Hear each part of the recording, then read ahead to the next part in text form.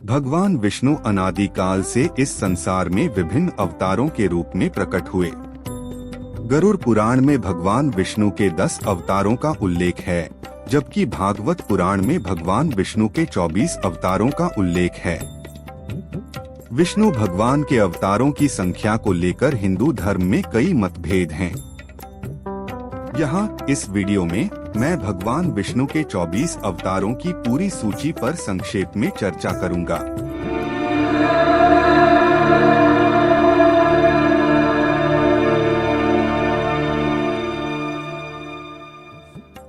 आदिपुरुष भगवान विष्णु के पहले और प्राथमिक अवतार है।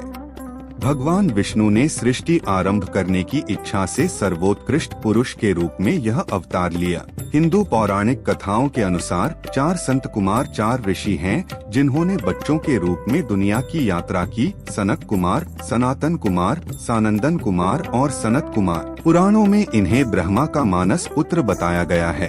वे जीवन भर अपने पिता के विरुद्ध चले और ब्रह्मचर्य का पालन किया।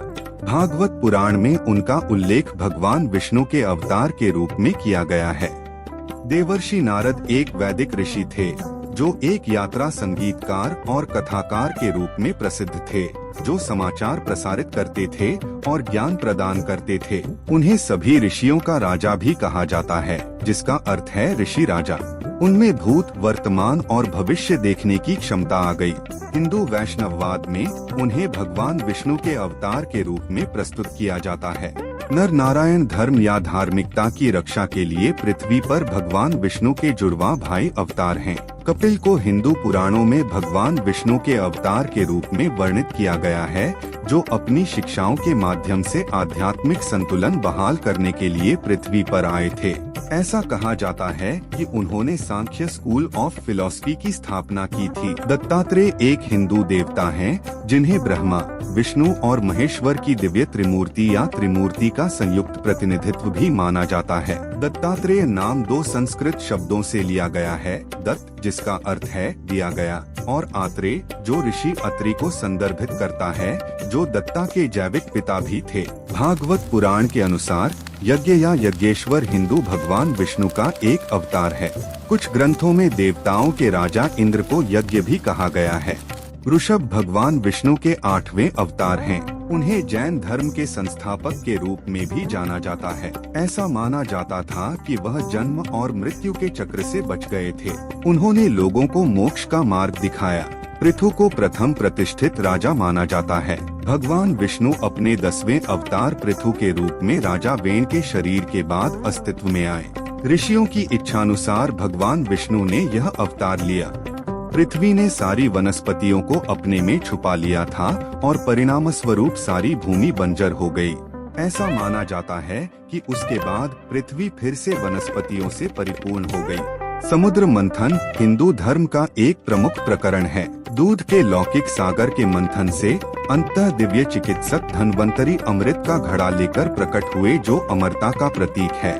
अमृत पाने के लिए देवताओं और राक्षसों के बीच भयंकर युद्ध छिड़ गया। धन्वंतरी ने बीमार लोगों के रोग दूर किए।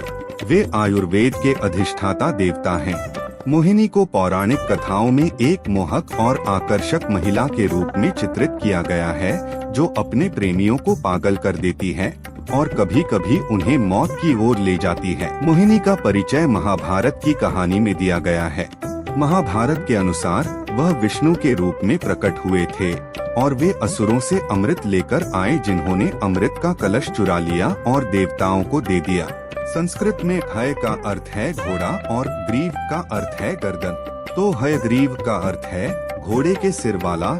यह भगवान विष्णु का अवतार है, जिन्होंने भगवान ब्रह्मा के अनुरोध पर 2 राक्षसों मधु और कैटभ द्वारा चुराए गए वेदों को बचाने के लिए ब्रह्मांड महासागर में गोता लगाया था।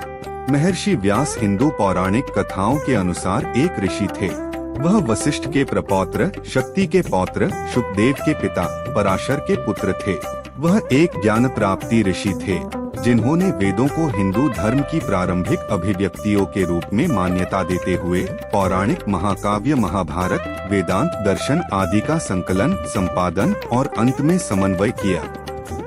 जब पराशर मुनि यमुना नदी पर एक नौका के अंदर सत्यवती से मिले तो सत्यवती गर्भवती हो गई। बाद में व्यास का जन्म यमुना के एक द्वीप पर हुआ, इसलिए उन्हें द्वैपायन कहा गया। चूँकि उनकी त्वचा का रंग काला कृष्ण था, इसलिए उनका पूरा नाम कृष्ण द्वैपायन हो गया। उसके सिर पर एक चोटी थी, उसकी आंखें चमकीली और चेहरा भूरा था। वे तपस्या में निपुण हो गए और उन्होंने वेदों को 4 भागों में बांट दिया। इसी कारण इन्हें वेदव्यास या व्यास के नाम से जाना जाता है। अपने जन्म के तुरंत बाद वह अपनी मां की अनुमति से तपस्या के लिए निकल पड़े। उनकी तपस्या स्थली वद्रिकाश्रम थी, इसी कारण उन्हें वादरायण के नाम से भी जाना जाता था। पुराणों के अनुसार पृथ्वी के पहले मनुष्य मनु को प्रलय से बचाने के लिए विष्णु मत्स्य अवतार एक विशाल मछली के रूप में प्रकट हुए थे। भगवान मत्स्य को आम तौर पर 4 भुजाओं वाली आकृति के रूप में दर्शाया जाता है, जिसका ऊपरी धड़ इंसान का और निचला हिस्सा मछली का होता है। इस अवतार का उल्लेख शतपथ ब्राह्मण में मिलता है। कूर्म का अर्थ है कछुआ। विष्णु ने देवताओं और असुरों, देवताओं और राक्षसों की सहायता के लिए कछुए का रूप धारण किया। वे समुद्र से उपहार प्राप्त करने के लिए समुद्र मंथन कर रहे थे। वे मंदार पर्वत का उपयोग मथने की छड़ी के रूप में कर रहे थे और जैसे ही पर्वत समुद्र में डूबने लगा, भगवान विष्णु ने कूर्म का रूप धारण कर पर्वत का भार अपनी पीठ पर उठाया और भूमि को तैरने में मदद की। भगवान विष्णु का वराह अवतार सत्ययुग में प्रकट हुआ। पुराणों के अनुसार हिरण्याक्ष नामक शक्तिशाली राक्षस से पृथ्वी को बचाने के लिए विष्णु इस अवतार में प्रकट हुए थे। सत्ययुग में भगवान विष्णु नरसिम्हा, आधा मनुष्य और आधा शेर के रूप में प्रकट हुए। राक्षस हिरण्यकश्यप का पुत्र प्रहलाद विष्णु भक्त था। हिरण्यकश्यप विष्णु विरोधी था। भगवान नरसिम्हा का जन्म राक्षस राजा हिरण्यकश्यप के शासन को समाप्त करने और पृथ्वी पर शांति, व्यवस्था, धार्मिकता और धर्म के अन्य तत्वों की स्थापना के लिए हुआ था। नरसिम्हा चतुर्दशी या नरसिम्हा जयंती वैशाख महीने में शुक्ल पक्ष के 14वें दिन मनाई जाती है। वामन का जन्म त्रेता युग में ऋषि कश्यप और उनकी पत्नी अदिति से हुआ था। भगवान विष्णु ने राक्षस बाली से स्वर्ग लोक या देव लोक को पुनः प्राप्त करने के लिए वामन अवतार लिया। त्रेता युग में भगवान विष्णु ने ऋषि जमदग्नि और रेणुका के घर परशुराम अवतार के रूप में जन्म लिया था। वह 4 पुत्रों में सबसे छोटा और सबसे शक्तिशाली था।